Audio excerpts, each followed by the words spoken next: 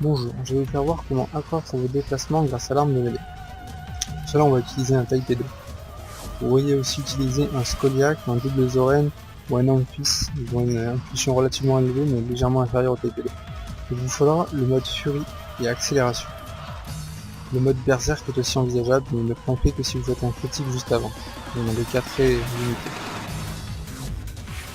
Pour faire ces tests, nous allons aller sur une map de T1def. Car j'ai des marqueurs sur la map qui me permettent de facilement comparer les impulsions entre les armes.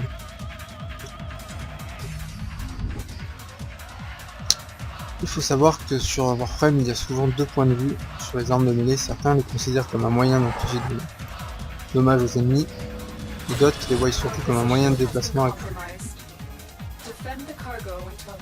Alors il y a deux types de déplacement accru à l'arme de mêlée. Le premier, c'est le saut glissé attaqué. Ça permet de se déplacer en longueur sur de grandes distances très rapidement. On voit, j'arrive ici. Plus vite vous allez faire vous allez exécuter cette commande, plus loin vous allez sauter. Par exemple, si je la fais au ralenti, on voit que je saute. Enfin là, j'ai pas vraiment pensé vous attaquer. Je saute beaucoup moins loin que tout à l'heure. J'ai sauté ici tout à l'heure. Si vous auriez eu un Scoliac ou un fils ou double Zoran, vous seriez arrivé à peu près par ici. Il faut savoir que si vous voulez avoir les mêmes valeurs, il faut être avec une frame de la même vitesse, donc il me va. Les différents facteurs qui influent sur la longueur d'un saut, c'est la vitesse de votre frame, la vitesse d'exécution de votre commande, la gravité de votre frame, par exemple Zephyr a une gravité inférieure. Si vous êtes sous boost de vol, vous allez avoir un saut plus long aussi. Si vous partez de plus haut, vous allez aussi sauter beaucoup plus loin aussi. Vous pouvez le voir.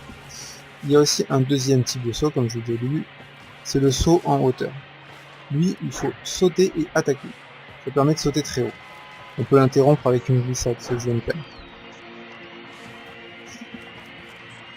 En fait, c'est l'endroit où vous pouvez changer la courbe de votre saut selon que vous regardez. Donc si vous regardez en avant et que vous sautez attaquer, vous allez sauter légèrement en avant. Plus vous allez regarder haut, plus vous allez faire du saut en hauteur. Vous pouvez combiner ces sauts. C'est-à-dire, vous pouvez sauter en hauteur et faire une impulsion en avant. Vous pouvez même ensuite ajouter une frappe en profondeur pour étourdir les ennemis. Il faut faire gaffe surtout à bien regarder vers le haut quand vous faites ce saut, parce que si vous regardez vers le bas, ça donne ça. Vous vous écrasez comme une merde sur le sol.